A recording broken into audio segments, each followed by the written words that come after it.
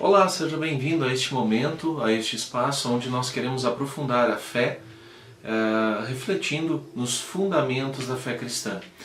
E aqui neste momento nós queremos falar sobre a lição 26 da apostila Com Jesus, onde nós começamos a olhar para o Pai Nosso, petição por petição, frase por frase, no que significam as palavras que nós oramos quando dizemos o Pai Nosso. A primeira petição do Pai Nosso é: Pai Nosso que estás nos céus. Ela é chamada de introdução porque é um convite que Deus está fazendo para que nós nos aproximemos dele. Na explicação que Martinho Lutero dá para essa introdução está escrito assim: Deus quer atrair-nos carinhosamente com essas palavras para crermos que Ele é o nosso verdadeiro Pai e nós os seus verdadeiros filhos, para que lhe roguemos sem temor, com toda a confiança como filhos amados ao querido Pai. Então vejam, quando nós oramos Pai Nosso que estás nos céus, nós estamos demonstrando a confiança que Deus estende para nós. Ele está nos chamando para estarmos na presença dele, para chamarmos ele de Pai. Não é à toa que Jesus usa uma palavra toda especial para se dirigir ao Senhor Deus, né? Ele fala Abba, que significa meu Pai querido. E quando a gente ora Pai Nosso, quer dizer, é o nosso Pai querido, é o Pai que quer que nós estejamos na sua presença, é o Pai que cuida de nós. Deus, com essas palavras, quer atrair você para junto dele, para que você peça a ele aquilo que está no seu coração, sem temor, sem medo, como um filho amado pode fazer com o seu pai, que sabe que ama você. Deus, no início do Pai Nosso, está chamando você para que você converse com ele com toda a confiança, sabendo que ele é verdadeiramente o seu Pai. Na primeira petição do Pai Nosso está escrito: santificado seja o teu nome. Essa petição está intimamente ligada com o segundo mandamento: não tomar o nome de Deus em vão, não usar o nome de Deus para amaldiçoar, jurar, praticar feitiçaria, mentir ou enganar. Santificar o nome de Deus. E na explicação é colocado algo no sentido assim: o nome de Deus é santo por si só. Ele não depende de mim, ele não depende de você para ser santo. Ele não depende do que nós fazemos para que ele seja santo. Ele é santo por si só. O poder que já está nas suas mãos, que já está na sua ação.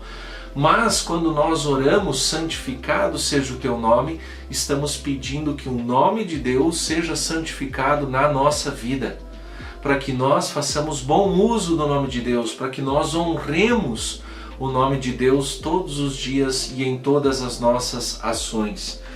Quando acontece isso?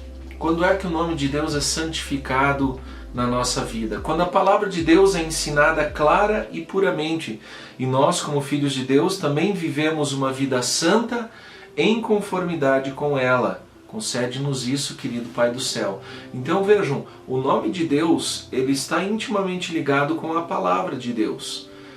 Para santificarmos o nome do Senhor, também usamos aquilo que santifica o nosso dia. Terceiro mandamento, santifica o dia do descanso.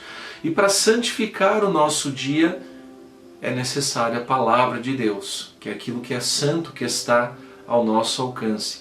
Santificar o nome de Deus significa ouvir a palavra do Senhor, fazer aquilo que ela diz, aquilo que ela ensina, viver a palavra de Deus de todo o coração.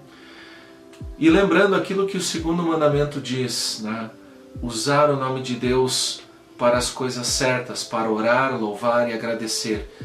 Fazer uso do nome do Senhor naquilo que nós mais precisamos, fazer uso do nome de Deus para aquilo que é bom. E não usarmos o nome de Deus para amaldiçoar, para desejar o mal, para fazer o mal.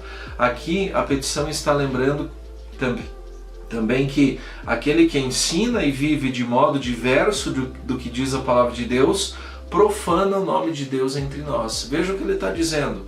Aquele que faz o contrário do que a palavra de Deus diz, aquele que faz o contrário do que a vontade de Deus diz, profana o nome de Deus. Então isso nós não queremos que aconteça conosco. Nós não queremos que faça parte da nossa vida. Por isso pedimos, livra-nos disso, querido Pai do céu. A segunda petição fala: venha o teu reino. O reino de Deus, da mesma forma como o nome do Senhor é santo por si só, o reino de Deus vem por si só. Ele não depende de nós, ele não depende da nossa força, da nossa oração ou de qualquer outra coisa. O reino de Deus vem por si, pelo seu poder. Mas nós estamos pedindo a Deus que o reino de Deus venha para nós. Venha para o nosso coração, para a nossa vida,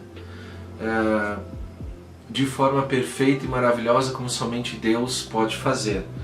Quando acontece isso? Quando o nosso Pai do céu nos dá o seu Espírito Santo para crermos por sua graça em sua santa palavra e vivermos uma vida com Deus neste mundo e na eternidade. De novo, o reino de Deus vem por meio da palavra. O reino de Deus vem a nós, a vontade de Deus é revelada a nós, a ação de Deus acontece em nossa vida, em nosso coração, por meio da palavra. Então não é possível ser cristão, não é possível estar na presença de Deus se nós não meditamos na palavra do Senhor, se nós não conhecemos a Bíblia, se nós não conhecemos a verdade do Evangelho. O reino de Deus vem por meio da mensagem do Evangelho. Então cada oportunidade que você tem de ir para a igreja é bênção de Deus. Cada oportunidade que você tem de orar a Deus é bênção. Cada oportunidade que você tem de abrir a Bíblia e meditar nas suas palavras, tudo isso é bênção de Deus. Tudo isso é o reino de Deus vindo ao seu encontro na sua vida todos os dias. E é um grande presente que o Senhor nos dá. Agora, muitas pessoas têm ignorado este presente, têm deixado ele de lado, têm achado que isto não é importante. Que Deus livre o nosso coração deste caminho. Que o reino de Deus venha para nós por meio da palavra, que assim nós estejamos na presença dele, que assim nós façamos parte do reino de Deus. A terceira petição do Pai Nosso diz: seja feita a tua vontade, assim na terra como no céu.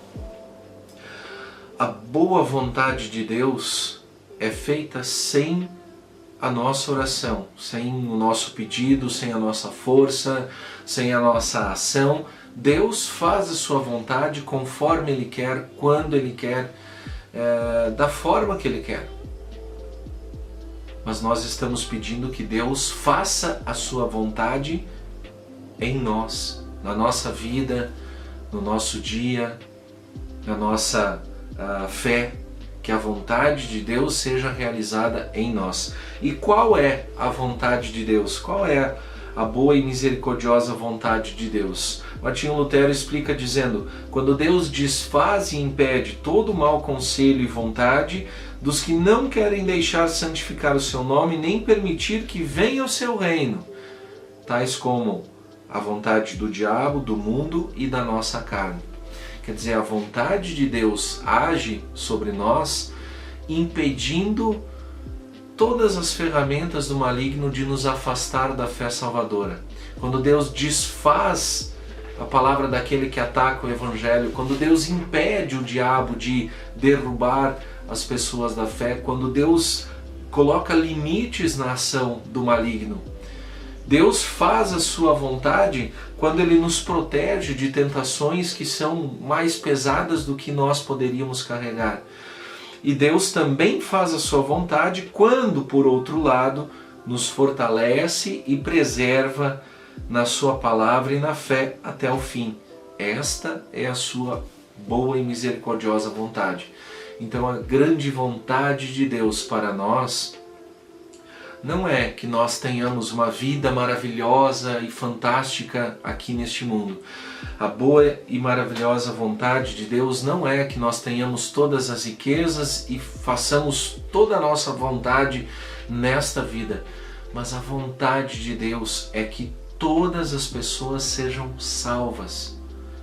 A vontade de Deus é trazer todas as pessoas para junto de si, e Ele move céus e terra para que isso aconteça. Esta é a boa e misericordiosa vontade de Deus. Quando nós entendemos isso, quando oramos o Pai Nosso, quando dizemos seja feita a tua vontade, isso clareia no nosso coração um caminho não de riquezas materiais, mas um caminho de fé. Esta é a boa e misericordiosa vontade de Deus para você. E que Ele guie você neste caminho e te mantenha na direção da salvação eterna. Um grande abraço e nós nos encontramos na nossa próxima aula.